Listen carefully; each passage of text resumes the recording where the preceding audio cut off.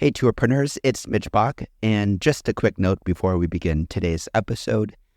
Tourpreneur is currently sponsored by Google. We're thankful for their support of our community, and we are offering with them a completely free course helping you unlock the power and potential of Google's Things to Do program, which is specifically helping tour operators add their tours to Google in new ways that gives you new exposure and more direct bookings.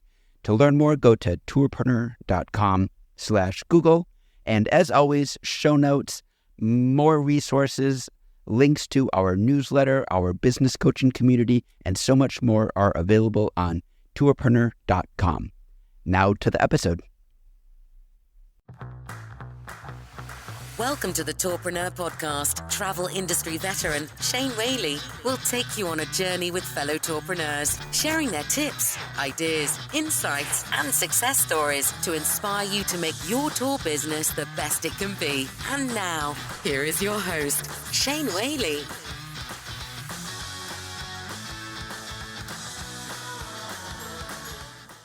And welcome to episode 92 of the Tourpreneur Podcast. Robert Levitt in the south of France. How are you?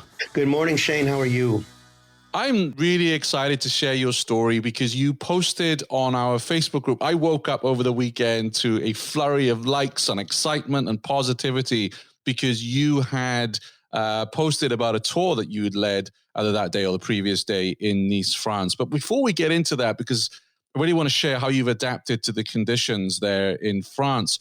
Take us back to the start of the lockdown and when COVID hit. How did that look for you? For us, I was in Geneva trying to organize some Jewish heritage tours in the north of Italy when I became aware of what was going on. So up until that point, which was mid-February, I thought COVID was just something that occurred, in China. And being in Italy, still I was sensitized to the issue. Then we had the big issues around the Arrival conference in Berlin, which I planned to go to, and then the discussion about whether it was canceled. It was canceled, but I decided to go anyway. I had already bought the plane ticket, and I had the hotel, and I had several other meetings in Berlin. But one was really important to us because it was a specialized tour agency focused on European Jewish heritage.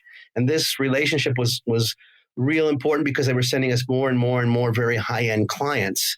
And not only were all the meetings in Berlin eventually canceled, but a week later we got an email from this agency that said that they were shutting their business after 20 years. So for us, it was like, back to the starting gates because we've only been around since 2018 and we worked really hard to build up some of these relationships. And now all of a sudden they were ended, and then we found ourselves in a lockdown. So we were in full confinement here in France for almost 2 months, where we were, limited to leaving our house just half a kilometer from where we lived. That was all we could go, and we had to bring with us a form that was specifying why we were leaving the house, et cetera, et cetera. So it was not a very optimistic situation when we started. And the company that went under, the one that had been around for 2 decades, was that COVID related or? Well, I believe what they had done is they had taken a lot of deposits and things like this. They worked a lot with the cruise ships, and they were going to be forced to refund everything. And I don't know if they could afford to do that, maintain their staff, et cetera, et cetera. So they shut down completely. Wow. I mean, it's just staggering to me that so early on, because I was the same as you. I hate myself for this, Robert, but when all the news came of COVID, I thought, well, this is really sad, but it's happening over there, as they say in German, dort drüben. It's not happening here. And then now you look around with everybody in masks and I can't even get my hair cut right now. And that was something, you'd said to me that you were surprised by the reaction of your Facebook post on the weekend. I said, yeah, because here we're still in we're starting to come out of lockdown. Like you can eat outdoors, but there's a load of restrictions that come with that just make it very unwieldy for a business. So for us to see you leading a tour, is hugely exciting. It's the first chink of light that we've seen. Can you talk to us about how you adapted to the rules that were placed on you in France? Well, we have there were a number of rules on us, and we knew we wanted to go out and do something because we knew there was an interest of people to explore because they couldn't go anywhere. There's a restriction in France that you can only go 100 kilometers from your house. So we decided we were going to do a tour, and we were going to do it socially distancing. So we were going to maintain a distance between the individuals. We were going to require everyone to wear face masks. Everyone had to provide to us in advance a document which proved that they lived within 100 kilometers of Nice. Mm-hmm. We brought with our hand sanitizers. We had to restrict the number of participants in the group because there was no congregation of more than 10 people. So that included for us the translator and the interpreter. And then, of course, put a face mask on a speaker, and nobody can hear them, right? And then, of course, put the distance, spread out, also an issue. So we needed some kind of system. Did you know every weekday Shane curates the most interesting news articles in tours and activities and sends them out in a snappy daily digest? Grab your copy of the Tourpreneur Daily Briefing at www.tourpreneur.com. So everyone had to prove that they lived within 100 kilometers. And we were concerned because it was the first visit that was being done. We were a group. We were going to be obviously very visible to the police. And we were concerned that we would be controlled. We would be checked on to see what we were doing and why we were doing it. So if we didn't have these documents, if we relied on the participants to bring them with them, well, we would have no assurance that, that they would have done the right thing. And that probably would have ended up with us being fined. And so we had everyone deliver them to us by email in advance. So the documents to prove where they lived was with us. When we had it one time, we had our guide who was going to distribute some documents. So he made sure he used the hand sanitizer before he touched the documents and provided them to all the individuals. We were limited by the number of participants because in France, the current regulation said you can only have congregations of up to 10 people. And that would include, in our case, both the guide and an interpreter. And then, of course, if you're wearing a mask, how does anybody hear you? It's very difficult. So you have people covering their face at the same time, keeping a distance. So we had to have a system of communication. So we didn't want to provide our normal system of communication because then we had all kinds of issues about the disinfecting it in the proper way or whatever that would be. So we asked all the participants to download an application. In this case, it was the Unity application. So they could bring their own phone, their own earphones, so they could listen to the presentation. And in this way, everybody was sort of safe in a sanitary way. Yeah, no, it's a really good idea. So they get the Unity apps. You tell them to download it. They have it on their phone. They're using their equipment and they're listening to the guide through that app. That's right. And because we are doing it in multiple languages, they can listen in either French or English. Oh, that's cool. Wow. What's the costs for you for utilizing that app? Well, at this point, we're still sort of in the test process. So there has not been any cost assessed to us. But it's not perfect. Look, it's not perfect because there are certain areas we're walking through the old city and there's certain areas where the network is just not good. And of course, it's dependent on the network. And the other thing about this app is people that are living in the area, they're going to have a local telephone. So they're going to have 4G access. But if you are coming from Australia or from America or someplace else, you probably don't have a telephone with access to the network. So therefore, it may not work very well for a foreign visitor. But you are targeting, obviously, because of the 100-kilometer radius, you're targeting locals. How did you go about promoting your tours to locals in the area? Well, there's a couple things about designing local tours because they're not the same as if you were dealing with a foreigner who doesn't have the knowledge. I mean, it's almost like if you have a restaurant here in the countryside of France, it's designed for the locals, and if it's no good, the locals aren't going to come. So we also have to design in a local tour something that's going to be far, far deeper into the culture and the history of Nice, which in our case plays to our strengths because our organization is made up of historians and archivists and linguists. So we are able to do that. But if the presentation would not have been good enough, if we would have made mistakes, if there were questions that we didn't answer, our credibility can very quickly be hurt. So we're targeting people who have lived here, some of them that were on our tour more than 10 years, maybe more than 20 years. And we had to be able to find a whole sort of new series of visions and ideas, kind of like the niche you never knew. And this was this was kind of a challenge, because if we couldn't attract their attention very, very quickly, we would not be doing any more tours in the future. So the other thing that was very important for us is that it was a bilingual tour. If we did a tour in English, and all the people that we were advertising to, promoting to, communicating to, we were communicating in English. But if we were an English-speaking tour to local residents, we would have kind of lost credibility, because someone who's lived here for 5 years, 10 years, or whatever, they're normally going to be able to speak French. And they're going to prefer to hear the presentation in French, because the depth of the vocabulary of the speakers are going to be far greater if they're a native French-speaking person than if they tried to make the presentation in English. But actually, we didn't even have a choice, because our speakers, while they're very strong in their technical background, they don't speak English. So we had to go with the bilingual approach. How did you market to locals? This is a big change for you, right?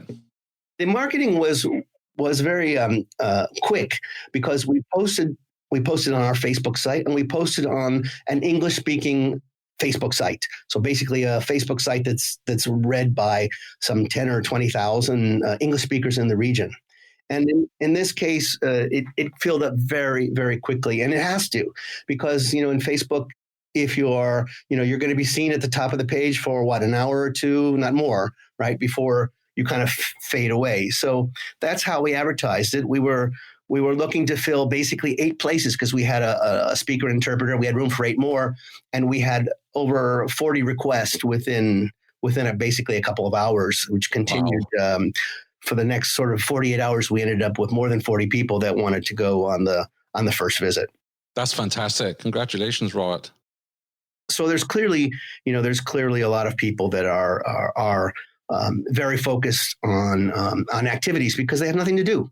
They can't go, they can't leave, they can't, and they've been stuck in their houses for 2 months. So they're very anxious to turn their sights towards the local activities or the local market or the local things to do. And now there are other people that are, focusing on, what do we do? This is the staycation era. And there are people are looking for suggestions of each town of what people can do, because people are looking for activities, in the local region. Yeah, and we're going to be focusing on this a fair bit on the show, because everyone's talked to death about virtual tours, and now we're hopefully coming out of lockdown across the world. I keep seeing encouraging news from all over the world. Who knows? And maybe even our governor will let me go and have my hair cut this week. Well, he may let you, but I'm not sure you want to, right? No, I do want to. I do. I look like I'm a hippie right now.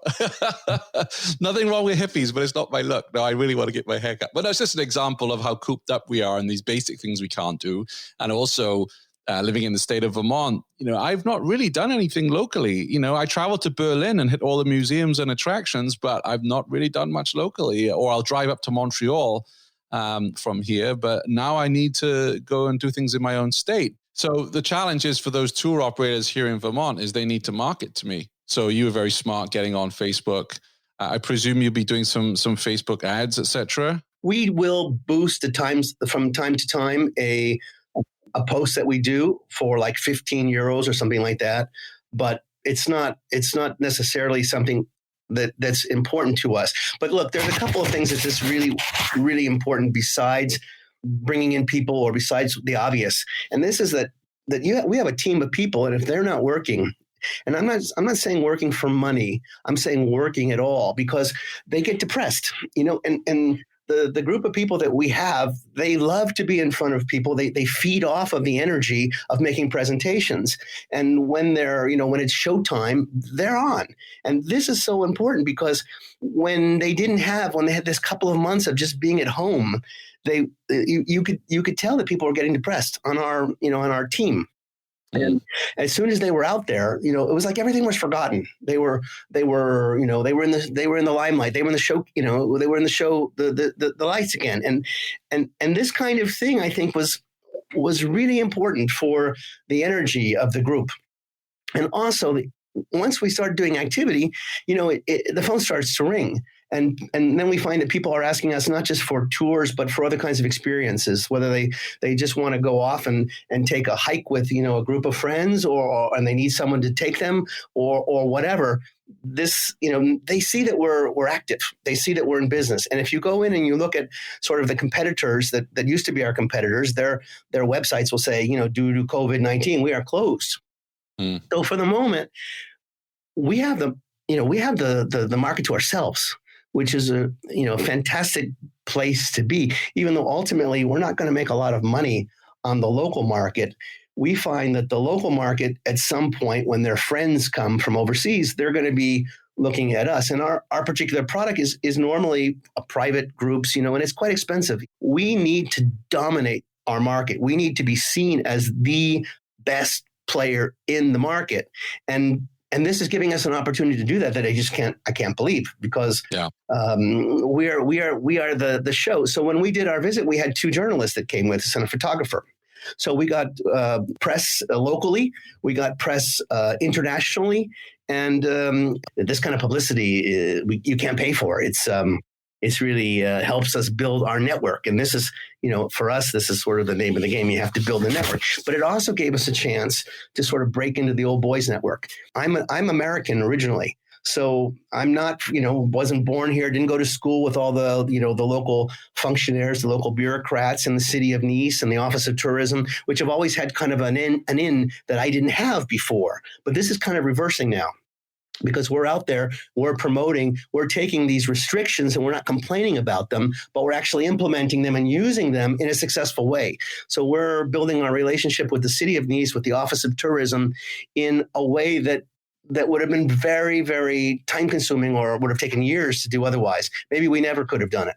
So there's so many side benefits to this kind of thing. And then we're asking all the people that attend our tours now, because we had not collected recommendations for Google. So we're in turn asking them to give us Google recommendations. So, it's just like, there's just like a win-win-win on all sides for operating in this environment.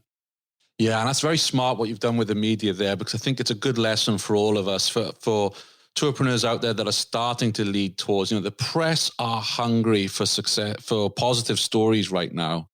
There are 2 months of very negative headlines. They're looking for positive. They're looking for signs that the economy is, I don't want to use the word getting back to normal, because we're a long way off that, but there are green shoots of recovery. Whereas in the past, tour operators may be struggling to get any press attention. I'm pretty sure now, if you're the first one in your city or your town to be doing this, the press are going to be interested. So don't be scared of emailing the local editor or the newsroom and saying, hey, we're leading our first tour on Saturday, because they'd probably send a photographer as well. I think that's very smart of you, Robert. Yes, this is, because the angle that the reporter from our local paper is called Nice Matin, but the angle that they were looking at was, how are people reacting, and how are they operating under COVID-19 and living in Nice, which is a tourism town. I mean, in fact, tourism was born in Nice. This was the first town of tourism. So it's really, really important. And so to be able to see how somebody's operating within the confinements of the federal government's laws, but still running activities, was very attractive to the press. How do you mean first town of tourism? Well, I mean in France, or? No, Nice is the beginning of tourism in the world. I mean, it all began here in the 18th century. Before Nice, there was tourism. It wasn't tourism. There was pilgrimage, there was religious, and there was people traveling for business. But there weren't people that were traveling for leisure. And that all began in the 18th century, and it began here in Nice. So this was the beginning of what we call the berceau of tourism in the world. And at one point, Nice was sort of the center of the world, where all of the aristocracy from all around Europe would spend the winter here. There you go. I've learned something today, Robert. Yes, it's quite an interesting place with huge potential, like most places. But you have to adapt to your situation. Obviously, the situation here in Nice is going to be very different from the situation in another city, whether it's Paris or Milan or in Vermont. Everybody's got their own strengths and their own weaknesses. But I think your point was really that showing the press and showing the local government as well, in our case, that you can do it. you can operate and you can be successful even under the constraints, I think is a very good feel-good story that everybody's looking for. Definitely. What was the reaction of the guests after the tour? Well, the reaction was interesting because they gave the same kind of reaction they might have given if we had done sort of like a local-based tour in January. Their reaction was, wow, we learned all kinds of new things, but they didn't even really focus on the fact that they were wearing masks, or it was kind of like forgotten. They didn't even think about it. It just became sort of normal, the new normal, natural, that they would go through. But I will tell you that as we walked through the old town of Nice, the merchants there were applauding the group.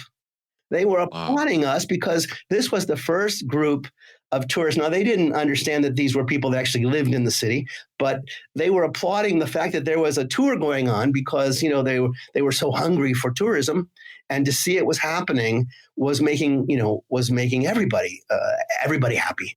I salute you, and I thank you for sharing that on our Facebook group, because I know we were kind of joking, or you were like, I'm surprised at how positively this has been received. But everyone in the tour industry looks at that and says, wow, that's a little bit of normality. Yes, your guests were wearing masks and everything else, but here's a tour that's being led. It's not a virtual tour. It's not an online experience. This is what we all love doing. And I think you've given, like I said, every country is different right now, right? We have different laws and restrictions and circumstances, but you gave a lot of people hope this weekend, sir. Well, I tell you, what happened was people that were on the tour then told their friends, who are now joining the next tour, which we're doing on Friday. So it spreads, and I think it can only be a win-win for everybody, but particularly I think for Via Nizza and us as a tour operator. Great. Well, keep sharing the photos with us. I know you get a lot of fans now on the Facebook group and in the tourpreneur community. Thank you very much, Shane. Thanks for listening to the Tourpreneur podcast. Be sure to visit tourpreneur.com to join the conversation and access the show notes, including links to the resources mentioned on today's episode. This is Tourpreneur.